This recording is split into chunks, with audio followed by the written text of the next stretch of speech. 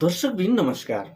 प्रदेशगत एसई नतिजा 3.60 देखि 4 जिपिएसम्म ल्याउने प्रदेशगत आँकडा यस्तो छ।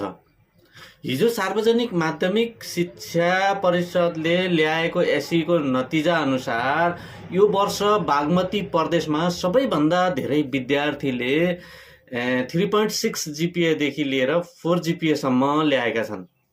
बागमती प्रदेशमा 20,429 जनाले यो जिपिए ल्याएका हुन्। त्यस्तै गरी कोशीमा 8,674 जनाले, मधेसमा 6,172 जनाले, गण्डकीमा 3,999 जनाले, लुम्बिनीमा 6,436 जनाले, कर्णालीमा 1,268 जनाले र सुदूरपश्चिममा 1,444 जनाले 3.6 देखि 4 जिपिएसम्म ल्याएका छन्।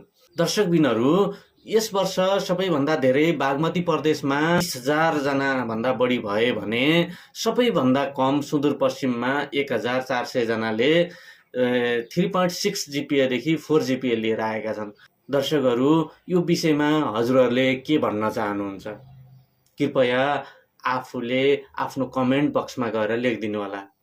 तर हामीलाई फलो गर्न नभुल्नु होला। नमस्कार।